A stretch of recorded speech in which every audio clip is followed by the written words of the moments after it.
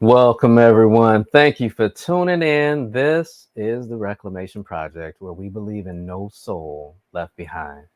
We're here to provide a platform for both believers and non believers to ask tough questions, even when they're controversial, seemingly blasphemous, or otherwise offensive. It is our mission to give answers that are rooted in science and evidence where at all possible, but most certainly objective ones that aren't based or depend on our feelings. At the end of the day, it is our hope that you'll achieve a better understanding of God, which we know improves your perception, hence also your impression of Him. After all, understanding is a difference maker and a deal breaker. And well, if you're already a believer, welcome to the opportunity of perhaps relearning some things. So we thank you. We're just happy that you've tuned in. By the way, if you just so happen to be in the Bay Area locally here, why not join us tomorrow morning? We're going to do some cherry picking. We're going to get some fresh cherries. I don't know if you've ever done that or if you've ever had fresh cherries off of the tree, but the ones in the store, nothing like it. So it's just going to be a wonderful opportunity for like believers, good people, just to get together and fellowship and enjoy some nature, some fresh air, and also enjoy some wonderful cherries. So, having said that, has man lost his sense of purpose? Enduring purposes has been also from other threats. His role.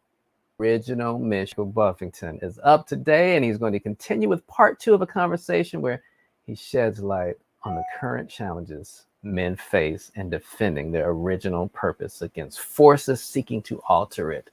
Professor Michael Buffington, it's good to have you. Always good to be here, Brother Stan, on the Reclamation Project. I am praying that we have a strong signal and that we have no technical difficulties. Yes, Out, say that. out of my regular space, so we'll see how it goes. Pray for me. Amen. All right, folks. So the last time I was here, I did a talk called "What is a Man?" And what I've come to realize is that that talk was so impactful for a lot of young men and a lot of even young women trying to figure out what a man is, that it was necessary for me to expand this series into this talk into a multiple part series. And so what we're going to do today is we're going to do What is a Man Part 2, and there will be a Part 3. But this series is for, like I said, young women so they can learn how to be a man. Young men so they can learn how to be a man. Young women so they can learn what a man is and learn how to pick a man. And even single moms who are trying to raise boys to become, upstanding young men. Um, but what we saw in the first talk that we did was that very clearly there is a very specific goal and aim to destroy the nuclear family. That is something that is not a secret, and it is not new. This idea of destroying the nuclear family has been around for a very long time. And so what we need to understand is why that is the case. Um, Today, in order to lay the foundation for a reprogramming of society and of how people think and act, and for setting people up to accept false ideas and erroneous ideas, they are completely destroying the foundation of society. And part of that is the nuclear family. Because in order to be able to destabilize a society, you have to first strike at the foundation of that society. That's what the Hegelian dialectic is. And in fact, the Freemason model is ordo ab chao, which means order out of chaos. So if you want to destroy the foundation of a society in order to destabilize it, like we talked about last time, you have to learn what the foundation of a society is. And in part one, we learn that the foundation of any society is that nuclear family. We learn that in a book first published in 1958, like I said, this is not new. Okay, in a book first published in 1958 called The Naked Communists, W. Cleon Skousen said that there were 45 goals that communists and Marxists had for America, and number 40 was to discredit the family as an institution, encourage promiscuity, and easy divorce. And that has absolutely happened. There's nobody who is intellectually honest that can argue that that has not happened already. We also learned that in 1972, members of the Boston's Gay Men's Liberation Group, one of the most significant gay liberation groups formed after the 1969 Stonewall riots, they drove all the way to Miami to hand out a 10-point list of demands at the Democratic National Convention. And number 6 stated, rearing children should be the common responsibility of the whole community. Any legal rights that parents have over, quote unquote, their children should be dissolved, and each child should be free to choose his own destiny. Now, what sense does that make, right? We also learned that self-described trained Marxists who run Black Lives Matter had a We Believe page, and on that page, they said in no uncertain terms that we disrupt the Western prescribed nuclear family structure. So, where is the attack on the nuclear family that is the very bedrock and foundation of our society, the place of safety for the children, and the place where they first learn about God? Where is this attack coming from? Well, I'll share some very interesting things with you. There is a woman by the name of Alice A. Bailey. Now, Alice A. Bailey is known as the founder of the New Age movement. She's also known as the priestess and prophetess of the New Age movement. She's the founder of a company called Lucius Trust in 1922, which was formerly known as Lucifer Publishing Company. This woman, Alice Bailey, who described the majority of her work as having been telepathically dictated to her by a quote unquote master of wisdom or a spirit entity, I would call that a demon, identified as Jua Kul, wrote a 10-point plan or charter to destroy Christianity so that New Age philosophies may become the one world religion for the world. And in fact, in this 10, and you can look this up, you can look at Alice Bailey's 10-point plan for to destroy Christianity. You can look that up. These philosophies have actually become adopted by the United Nations. That's how influential they were. And let me read to you just the first three of this points of this 10-point plan. Number 1, take God and prayer out of the educational system. Number 2, reduce parental authority over the children. Alice Bailey, she said that we need to break the communication between the parent and child. What in the world? Why would you want to do that? Right? Part of the reason why families have problems is because of a lack of communication between family members, between parent and child. So why would you want to break the communication between parent and child? Well, the reason why is, according to Alice Bailey, so that parents do not pass on their Christian traditions to their children and to quote unquote liberate the children from the bondage of their parents' traditions. If you want to know why today we see many young people who don't continue on in the religion of their parents, it's because this has been a stated goal of this movement to destroy Christianity.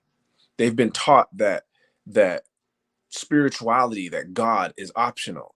Now, if you're somebody who's questioning or somebody who doesn't believe, that's totally understandable and it's respectable. We should not blindly believe anything just because our parents believed it, but we should understand that there was a concerted effort to make this so. Number three, Alice said, destroy the Judeo Christian family structure or the traditional Christian family structure. Here's what she said: it is oppressive, and that the family is the core of the nation. If you break the family, the nuclear family, you break the nation. Liberate the people from the confines of this structure. Now, you know what that is? To me personally, as a Christian, when I hear that, I hear devil talk. Um, when the children don't respect, honor, and value the wisdom and knowledge of the parents, and when the wife doesn't respect the husband, and when the husband does not love his wife as Christ loved the church or in the right way, you know what you have? You have what you call a recipe for chaos. But isn't that what they want?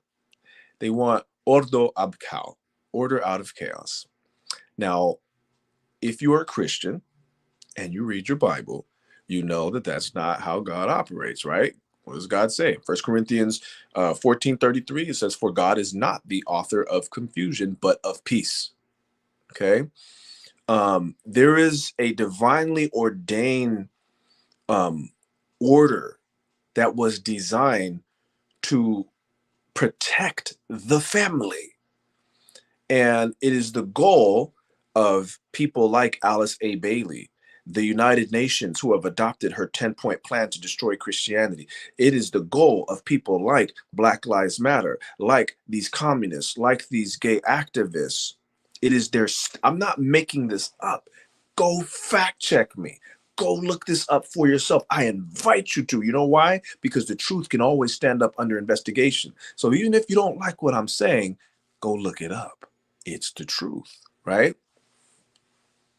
Um, it's the goal of these communist Marxists and people like that, and anybody seeking to disrupt the order of the nuclear family, because they want chaos, when our Bible tells us that God wants peace. So I mean, that tells you that there's two sides to this equation, and we have to choose what side we're going to be on. Um, and we learned in part one that there's one thing that is standing in the way of the complete annihilation of the nuclear family, and that is the ordained, divinely inspired protector of the family, and that is the father, right? So today, fathers are under attack. I mean, you look at like I've said many times before. You go to try to find a pancake house on Mother's Day. Good luck, right? But Father's Day, you just walk right in, right? Father's Day is coming up in about maybe 3 weeks, something like that. I guarantee you, we won't have trouble finding a place to eat. Fathers are under attack. And everything is being done by these people with these agendas, with these wicked agendas, to destroy the father, because the father is supposed to be that guardian of the family. And how do they do that? Outside of removing the father altogether through drugs, jail, or death, the most effective way to accomplish this is to attack the attributes of traditional manhood by calling them toxic, and flipping society upside down to the point where today young men and even old men almost have no clue about what a man even is anymore. And so today we're going to look at the attributes, some of the attributes of real manhood. Like I said, this is a deep subject. I can't cover it all in one talk, but we're going to get into it today. The first thing that we need to understand is this: your role as a father and as a man is to protect your family. You got to understand, all the gun barrels are pointed at your family. All the knives are pointed at your family. They want to disrupt and destroy the nuclear family. And what does that produce? Chaos, confusion, and pain. But that's their goal. So who's standing in the way? You. So you, as the protector of your family, you have to take your responsibility and your role and get serious about it, right? Um, if we begin to look at our role as a protector, we can kind of break it down into four main ways that you have to protect your family. The first one is you have to protect your family financially. A real man must protect and provide for his family financially. The second way is physically. You have to protect your family physically. The third thing that you must do is protect and provide for your family emotionally. And the fourth thing is you must protect and provide for them spiritually. So let's repeat that. A real man has to protect and provide for his family financially, physically, emotionally, and spiritually. I'm going to say it again: financially, physically, emotionally, and spiritually. So let's break each of these down. A real man has to provide for his family financially. Now, I'm not saying that you have to be rich, right? That's not what I'm saying. I'm also not saying that you're being a derelict of duty, um, and not protecting your family if you're struggling as a man to provide for your family because maybe you don't yet have a good enough job, or maybe you had a job but you lost your job. That happens, right? It happens to all of us. Companies close down, we get laid off, budget cuts, things like that. It happens. It happens to the best of us. Um, and those are circumstances that they come, and sometimes they take time to fix. We can go back to school. We can look for another job. We all go through those tough times, but that's far different from some of these no account males, and I don't call them men because they're not men, but some of these no account males who are lazy, unmotivated, and uninspired and won't work. And what they do is they leave all the financial responsibility on the shoulders of the woman. And you know what? I know guys like this. And frankly, I find it pathetic. Um, None of them can keep a woman, because what kind of woman would want to be with a man like that? And how is a woman going to shoulder all the responsibility, the financial responsibility and burden of the family, and then come home and love, honor, and respect her husband? When you have a dynamic like that, because the man is not actively trying to provide for his family, you have disorder in the family. And in fact, the Bible says something very interesting in the book of First Timothy chapter 5 verse 8. It says that if any provide not for his own, and especially not for those of his own household, he hath denied the faith and is worse than an infidel. He's worse than an unbeliever. So part of being, if you're a Christian, part of being a godly Christian man is providing for your family. That's how it goes, right? And even many unbelievers, this is not shouldn't be controversial what I'm saying, because even many unbelievers have enough understanding and common sense to know that they're obligated to care for the vulnerable and the dependent, right? um, to willfully neglect your God ordained responsibility is to effectively deny the faith and become worse than an unbeliever, because even the unbelievers know they have to take care of their families. So that's ridiculous just to even have that thought, right? And when you don't provide for your family, you know what that causes? It causes, when you don't provide for your family financially, it causes suffering and it causes pain. Um, I personally know what it's like to come home and not have food because your father was struggling with addiction and not there to provide for your family, and it ain't right. Okay. Um, to everyone in that family, including what happens is everyone in that family, including the children, they go into survival mode, and that can be dangerous. Um, I've said this before, and I'll say it again. I am lucky to be here. You know, I'm lucky to be here. I was out in those streets doing everything that you do in the streets, and I am lucky to be alive. But why was I out there? I was out there because I was tired of running around raggedy, no shoes, you know, messed up clothes, hungry. I was tired of it. And so I took things into my own hands, because what happens when the father doesn't provide for the family financially? Everybody in the family, mother, kids, they go into survival mode. And like I said, that can be dangerous. I'm blessed to be here talking to you today.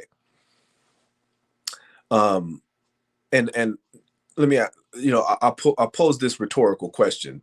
Why is providing a man's unique responsibility and not necessarily the woman's? Well, the answer, it goes all the way back to the Garden of Eden, right? Go back to the Garden of Eden, and this is for those of us who are believers, right? When Adam was created, even before God gave him a wife, he gave Adam a job. He gave Adam a job. Like he gave Adam work to do. He had to name the animals. He had to tend the garden. And Eve was created to help him with that work, but the ultimate responsibility was on Adam's shoulders, and that's why, um, and that's why, you know, Paul says, "For the husband is the head of the wife, even as Christ is the head of the church." Um, Now you've got some men who want to be the head of the household and call themselves, and call the shots and stuff, but they don't want to fulfill their duty as a man. And unfortunately, it don't work like that. Bottom line is, authority and responsibility go hand in hand. You know, Adam's authority over Eve was not for his own ego and self-indulgence, or for his own pleasure. It was for the glory of God and for their mutual good. But it came only as he handled his business, right? Respect is not given, it's earned. And as a man, you have to get up and handle your business if you expect to be the head of that family, the head of the household, the leader of that family. Otherwise, people are not going to respect you, and it's going to create chaos in the house. And that's not a good thing for anybody. So you got to be a man, straight up. That's what you got. You got to be a man. Okay. A boy is someone who takes a boy is someone who others take care of. Men take care of others.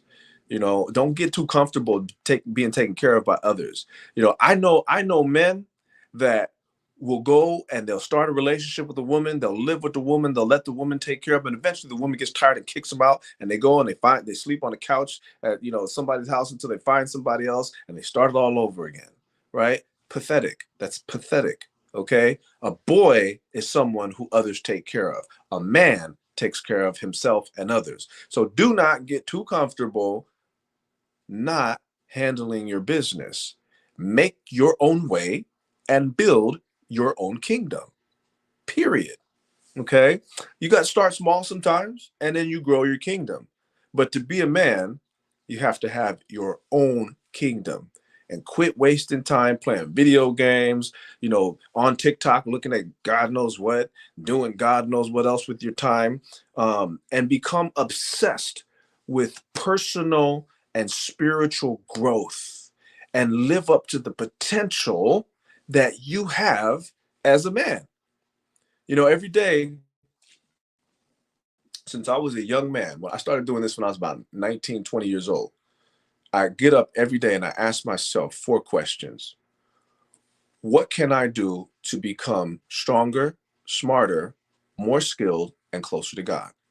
Again, what can I do today to become stronger, smarter, more skilled, closer to God? It didn't have to be anything epic, right? Let's say I was busy, but I got up and I took a 20-minute walk. I'm stronger than I was yesterday, right? I didn't have a lot of time, but I did 100 push-ups today. I'm stronger than I was yesterday. I was busy, but I was driving to work and I listened to a podcast. Now I'm smarter. Or I read a chapter in a book on my lunch break. Now I'm smarter. Um, I'm an artist. I'm a professional artist, right? So I practice my craft. Now I'm more skilled. Even if I practice for 15 minutes, like what we don't understand is that growth is cumulative, right? It doesn't happen all at once. It doesn't happen by binge activity. It happens by consistent effort over time, right? And the fourth thing is, what can I do to become closer to God? Look, it would be nice if all of us had 2 hours a day to spend, with the Lord studying. But some of us are busy, and hey, if you're so busy that you don't have a lot of time, but you took 5 minutes, you prayed, and you read one chapter in the Bible or half a chapter in the Bible, and just meditated on that. Guess what? You're that much closer to God. Now you do that over a period of 20, 25 years. Now you're at a point where your depth of knowledge, your skill, your strength as a man, your closeness to God is far deeper than most people, because most people just stagnate and they do things and they waste their time in activities that aren't progressing them and pushing them closer to fulfilling their full potential as men. And that's why, me personally, I've been blessed to accomplish many things in life, and I've been able to move, from the hood and be able to travel in networks that previously were not open to me, because I am obsessed with personal and spiritual growth. Period. I'm obsessed with it. Um, because a real man has visions, goals, dreams, all that, and sometimes it requires you to go out there and take some healthy risk. And that risk might look like going back to school to learn a new trade, to build high income skills that'll earn you more money to better provide for your family. It could look in any number of ways, right? But don't be afraid of failure, right? We all fail at times. And the only thing that you need to be afraid of is regret. That's it, right? Better to try and fail than not try at all. Because frankly, the alternative is really not an option. In fact, again, I'll go to the Bible, right? There's some biblical wisdom behind that. In 2 Thessalonians 3:10, it says, "For even when we were with you, this we commanded you, that if any would not work, neither should you eat. A man who does not work should not eat," right? Um, in other words, you have to earn your keep, right? My father used to tell me, he was a worldly man. I wasn't raised in the church, right? So he wasn't exactly a Christian. He believed in God, but sometimes he would give me this worldly wisdom, and oftentimes it wasn't great, but every now and then he said something that in his own way made a little sense to me. And he used to say to me, "Son, life is better and the girls are prettier when you got a pocket full of money." Now, why did he say that? Well, if you all knew my wife, you'd understand how true that is. But all jokes aside, what he was trying to teach me was, um, in his worldly way, was that if you work hard and you become the type of man that can provide for his family, you'll have options. And that is what they call today a high value man. Okay. Being a provider is not simply defined in material terms, though. A man who supplies, social and economic security for his family does very well, but that is not the entirety of his duty. The second way that a man must be able to provide for his family is physically. Okay. Now, what do I mean by that? Um, some of us have got, and this drives me crazy. Okay, some of us have gotten this notion that in order to be a good Christian, you've got to be this soft, limp-wristed, knock-kneed, wet noodle, like Ned Flanders from The Simpsons, who couldn't bust a grape in a fruit fight. And I'm sorry, that is not me. That is not me, and it'll never be me. And whoever conflated the idea of weakness and Christianity to be a good Christian man is not doing God's work. Because I don't know about you, but whenever I look in the Bible, I don't see weak men. You know, um, I would dare to say that anybody who thought that you had to be a weak, limp-wristed man in order to be a Christian probably doesn't understand Jesus, right? Because there's going to be times where you have to put your hands up and physically protect yourself. You know, and I tell my son all the time, don't be soft. Every man at some point is going to have to put his hands up and defend himself or his family. Hopefully that doesn't happen. And hopefully, by the grace of God, we don't ever have to experience something like that. But if it does happen, you had better be ready, right? Now, I'm not trying to act like I'm Mike Tyson. There's a whole lot of men in this world who could beat me in a fair fight. But let me tell you something.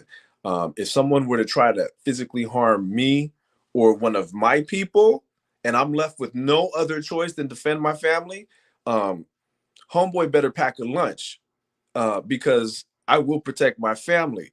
And it's my duty as a man of God, as a real man.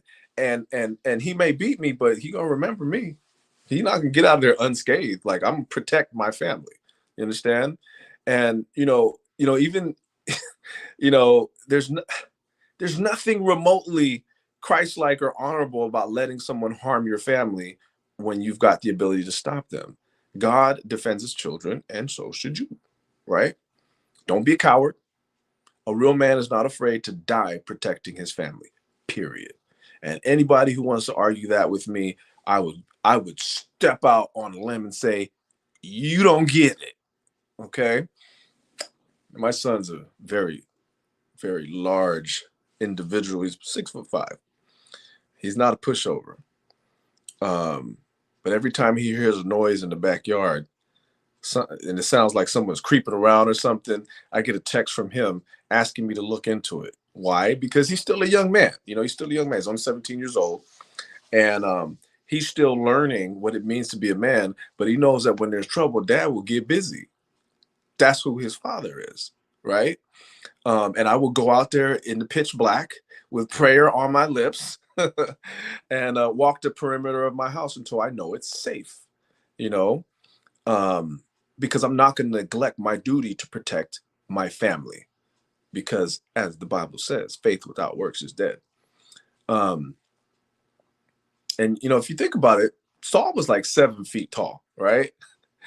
Um, David slayed a giant, and Solomon was the wisest man that ever lived, because in a time of peace, you don't need necessarily a physically strong man. You need a wise man, right? Although it doesn't hurt to be both. But as they say, hard times make strong men make good times make weak men, and weak men make hard times. So don't be a weak man. To be clear, a real man is physically protective, not physically abusive. All right. I want to be clear about that. Some of y'all may be triggered when I start talking about strong men, but I want to be clear. If you abuse the weakers of your vessels in your family, you're not weak, you're a punk. So how do we do that? How do we protect our family when some of us Christians have been led to believe that somehow being soft is Christ-like? Well, being gentle is really only truly admirable if you have the power to not be. Meekness is like having a sword and being able to use it, but choosing to keep it in its sheath until absolutely necessary. And I'm going to be straight up. Some of us need to start doing some push-ups or something, because if you've been blessed with a healthy body and you are so physically weak that you can barely make it up a flight of stairs without being out of breath, then I say it's your God-given duty to change that. I mean, for the Christians out there, you think Jesus was weak?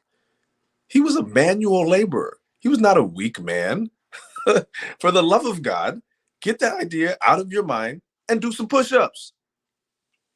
One last point. I'm not advocating for violence of any kind. The Lord knows I don't enjoy violence. I don't. I really don't. But when Nehemiah was leading the people of Israel, he gave them all swords and spears to defend their families. And I want to ask you a question. Do you think those men were unaware of how to use those weapons? They knew how to use them. Food for thought. I'm going to stop there and let you just fill in the blanks. But my point is, you have to protect your family physically.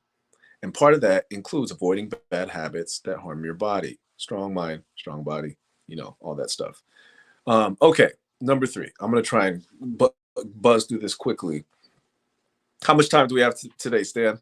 Um, and a man must protect his family emotionally. Okay. Now, what does that mean? A real man protects and provides for his family emotionally, by being the emotional rock of his family. A real man provides a safe space for his family emotionally. If a father is verbally and physically abusive toward his family, and everyone is walking around on pins and needles because they don't know whether or not dad had a bad day at work, how is that safe for anyone? Great. Okay. Yeah. How is that safe for anyone? Anxiety in school age children today is an absolute epidemic. Many parents cannot control their tempers. And sadly, I used to be one of those people when I was a young man. I mean, I'm coming out the streets, man. I wasn't raised in the church. Okay. I needed, you know, a, I felt like I needed a quick temper in order to survive, because it got me out of certain situations. But not being in the streets anymore, trying to be a family man, trying to be a man of God, it was not helpful. Um, and I've spent the majority of my adult life unlearning those behaviors. And I'm happy to say that I'm far more calm and far more patient and gentle than I used to be. I ain't no punk, but I'm not what I used to be. There's a difference. Um, so and I'll be honest, there are people that just didn't feel safe around me sometimes. Like when stuff went down and I got mad, it made people uncomfortable because I didn't just get little man. Like I had a problem, but I'm better now. Thank God. But self-control, it's in many ways, it's one of, and on many levels, it's one of the key attributes of what a real man is. Emotions, they come and they go. We're human, but you don't need to act on all of them, right? You're going to be angry. In the Bible, it says, be angry and sin not. It didn't say anger was a sin. That's a natural human emotion, just like fear, just like many other emotions. But what you do, the action connected to that emotion, now can turn it into a sin or make it a bad thing. um we can choose to walk away. um there's this rich guy, his name is Warren Buffett. He once said, you will continue to suffer if you have an emotional reaction to everything that is said to you. True power is sitting back and observing things with magic. True power is restraint. If words control you, that means everyone else can control you. Breathe and allow things to pass. One thing that I don't understand is how, like, for example, somebody could call you a pejorative term, like, me being a black man, somebody could call me the N word, right? And most people wouldn't blame me if I got all up in arms and freaked out and started saying all kinds of stuff to the individual who was silly enough to say that. But I never react like that. I've been called that plenty of times in my life, and when I say plenty, I mean plenty. Um, and I don't react like that. Why? Because those words, they're just words. They have no meaning to me. I am not about to let some foolish individual steal my joy and ruin my day just by calling me a word. In fact, most of the time, I would laugh in reaction to that. Like, if you think that's going to mess my day up, you are dumb. So self-control is important. And if somebody, and you look at, like, right now, these people in society, all you have to do is say the wrong thing. I don't believe this, or I believe that, and they freak out, right? They freak out, and it's like you just express a thought or an idea, call somebody the wrong pronoun, right? And people just freak out. They have no self-control, no self-restraint, and they can be sent into an absolute tailspin emotionally just by somebody using the wrong word. How stupid is that? That makes zero sense. Um, so don't give your power to people. Anyway, I'm getting off topic. Uh, The other part of being able to provide for and protect your family emotionally is having a sense of humor. And you say, what in the world does that have to do with that? Well, here it's very simple. Um, when a very strong man lightens the mood in his house and in his family with a good natured, healthy sense of humor, you know what happens? Their smile, their humor, their good spirit, their laughter, what it does is it sends a signal to let everyone around them in the family know that you're not in danger and you're free to enjoy life and have fun. Um,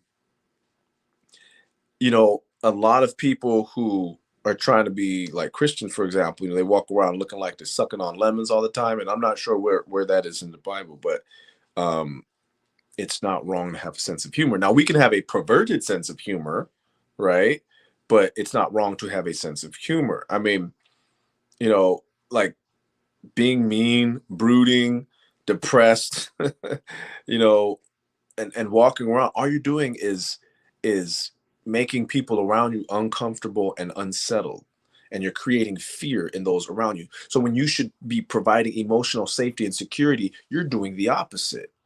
um and another way that you protect your family emotionally is by getting control of your own fears, because trust me, when something is going down and it's scary and something is happening in the family that is scary, they are watching you as the father, as the man, to get cues on how to respond and how to act themselves. If you're hysterical during a time of trouble, how is that safe for anyone?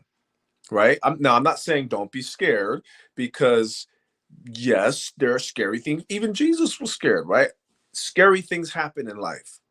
But what I'm saying is, by the grace of God, get control of your fears and fight that inclination to to be afraid, because we know, we know that we have been brought through the storm many times before, and this next trial, this next tribulation, this next difficulty is no different. Um, the next the next way, the last way, the fourth way that a man must be able to provide for his family is spiritually. And this is for those who are Christians. A real man seeks godly wisdom and knowledge, and in turn teaches that to his children, right? um Now, some of you may be young, you may be just starting out in life, you may be just trying to figure things out. um but that's okay, because the Bible says, if any of you lack wisdom, let him ask of God, and that giveth to all men liberally and upbraideth not, and it shall be given him. Right? So, that is something that's very important, to be able to provide that spiritual comfort and safety for your family by giving them the wisdom that comes um, from God, and by giving them that moral compass so that they know how to make decisions on their own. That is incredibly important, and it's something that we neglect. And even if you're not a Christian, you would be hard pressed to argue with the idea that that you need wisdom in order to guide your family. And I'm going to talk about this more in part 3 of this series. But what kind of person would follow a fool? You want to be the head of your family, the protector of your family, the leader of your family, the head of the household. You have to have some wisdom so that you can know how to be that leader, because only a fool would follow a fool. And so sometimes when we see, you know, disruption in the order of the family, and we see chaos in the family, it's because nobody feels comfortable following that man because he's a fool, right? So wisdom is important for you, whether you're a Christian man or not, but especially if you're a Christian man, you need wisdom so you can know how to provide spiritually for your family. So, when we look at some of the attributes of manhood, we're looking at four really important things. You must provide, a real man must provide and protect for his family financially, physically, spiritually, and emotionally. All right, let me say that a different way: financially, physically, emotionally, and spiritually. I like spiritually last because I feel like that's the most important. Um, if you are struggling in any of those areas, now you know what you need to target and where you need to level up so that you can be a better protector and provider for your family. This is not like a buffet. You can't choose one or the other. Well, I'll provide physically, but I won't give them any emotional protection or provision. I won't give them any spiritual. No, that's not how it works. You have to do all four, right? All four.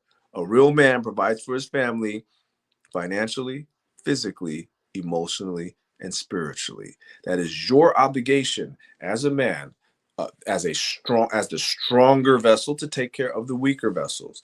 That's your obligation as a man to be the provider. And remember, uh, a boy gets taken care of. A real man takes care of others. So if you want to be a real man, you have to provide for your family on those four levels. Now, I know society got everything twisted right now. Everything is all mixed up, and messed up, right? People don't understand what a man is, but I'm telling you what it is right now. Forget what society says, because what you have is you have a bunch of miserable, unhappy people who are completely confused about right and wrong and what it takes to be a good person and a good man.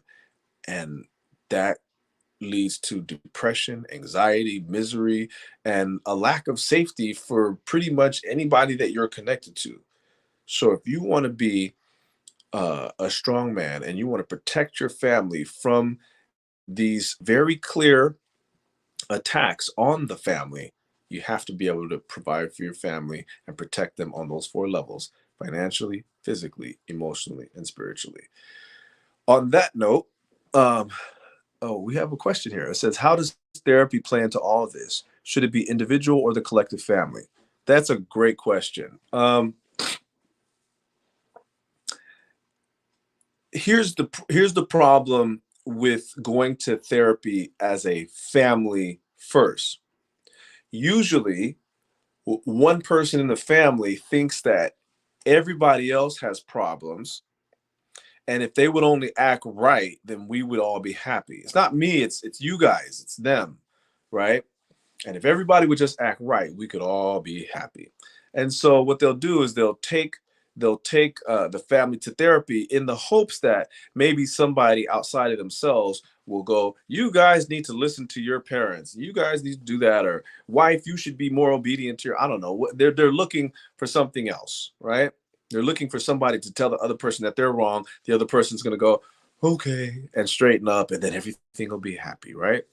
But that's not usually what the problem is. The problem is that it takes two to tango, and everybody has issues. When there's conflict, typically there is a combustible concoction of different emotional issues that are unresolved. So what happens is before a group family or marriage counseling can be successful, the individual parties need to go to therapy alone, individually, and they need to do work on themselves so that they can understand what their emotional issues are, what their family of origin issues, what their childhood trauma are. Because the family of origin and childhood traumas affect the way that we think, act, and react so powerfully that it is not until we become cognizant of these things that we can actually change our behaviors and become healthier people and in healthier relationships. So, doing the individual work is absolutely important. It's very difficult in a group setting, in a marriage setting, for somebody who has serious emotional issues to address those issues with somebody else. They need to be alone with that therapist doing that work. And then, after a certain point, however long that is, I don't know. That depends on the therapist and what they recommend. But at a certain point, then they come together and they start that couples counseling, or they might start counseling as a family. But first, my recommendation is they should get help individually. Now, that's not always feasible. Maybe that's the only option that somebody has, is family counseling, and that's better than nothing. So I'm not saying that that's bad, but what I am saying is that individual counseling should would I recommend a father getting a gun to keep his family safe in a dangerous area? Well, um, I am not going to look down on anyone for doing whatever they feel they need to do in order to protect their family, as long as they're not breaking the law. Okay. um I I have to be very careful about what I say here, but um you have some people who take the position that if you have a gun, that you somehow lack faith, right? And I don't necessarily believe that at all. um so I wouldn't have a problem with a father having weapons in the house to protect the house. Whatever that looks like is entirely up to the father, right? But I personally wouldn't have a problem with that.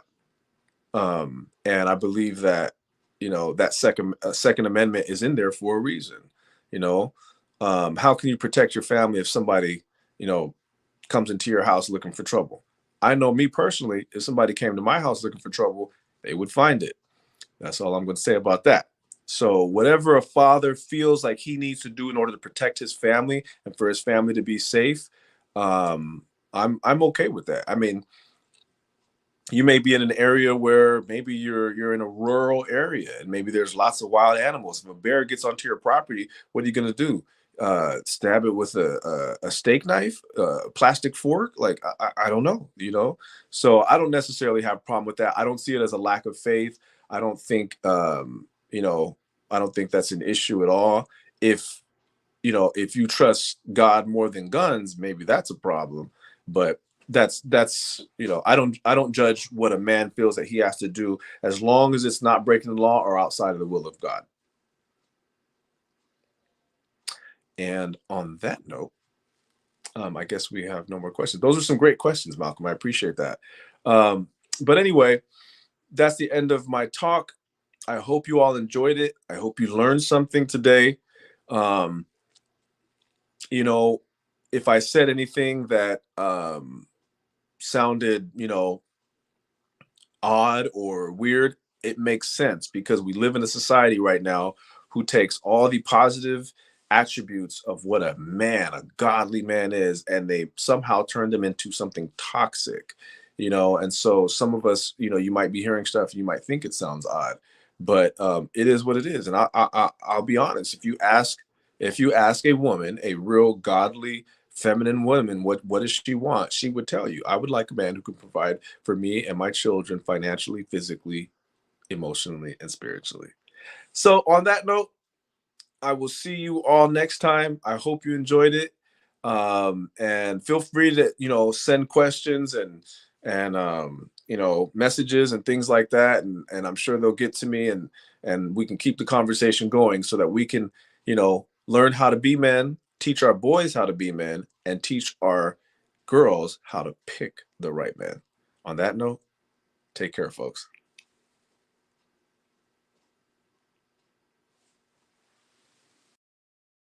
Would you be safe if God would call you home soon? Doo-doo. Oh, doo-doo. Oh.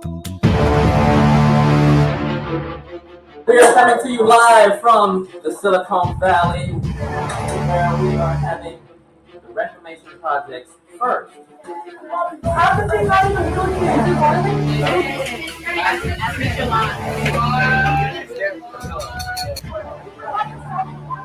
Young Men's Cook-Off.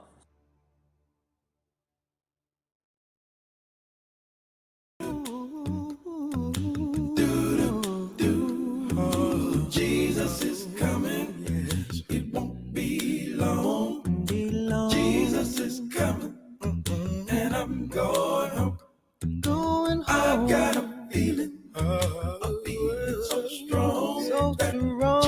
Jesus is coming. Oh, yeah. It won't be long. Jesus is coming. The Lord is not slack concerning his long. promises, Jesus is coming. as some men count And I'm slackness. going on. I've got a feeling. I'm feeling so strong that Jesus is coming. I can feel it. It won't be long. I've never been to heaven. I've been to The streets are paved with gold. thin sheets of gold. Swing low, sweet chariot, Swing down low. so I can step on board. I'm kinda tunnel vision. I'm kinda stuck. See, my mind's on one thing. I won't be moved. It doesn't matter what the world might say. I'm getting ready for the glorious day. I know that Jesus is coming back. It won't be long. Won't be long. Jesus is coming, and I'm going home. Came by to say, I've got a feeling. I got a feeling It's so strong. real strong. Jesus is coming. It won't be long. I've been built. I've been scorned, Just as sure as you're born. wind blow against my building, But I'm straight and I'm strong. when I look around me, I know it won't be long. We're losing to I just reckon only God.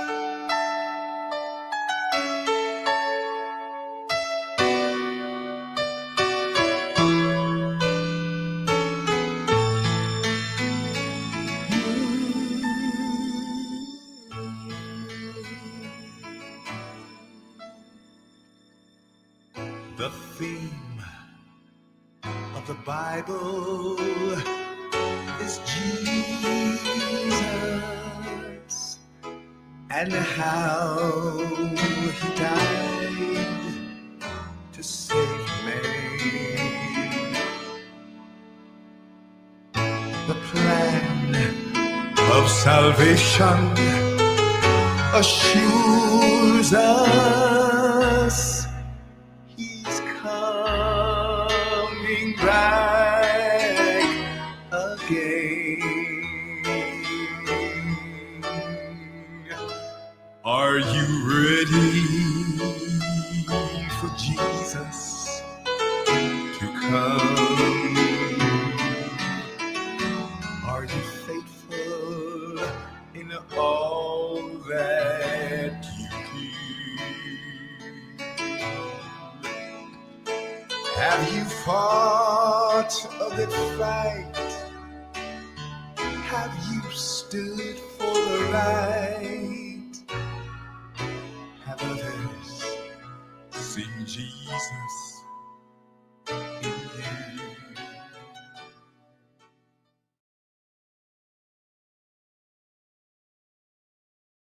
Hey, what's going on, everybody? I'm Sean B, and you're tuned into the Reclamation Project, where we believe in no soul is left behind. I know He knows the morning Gabriel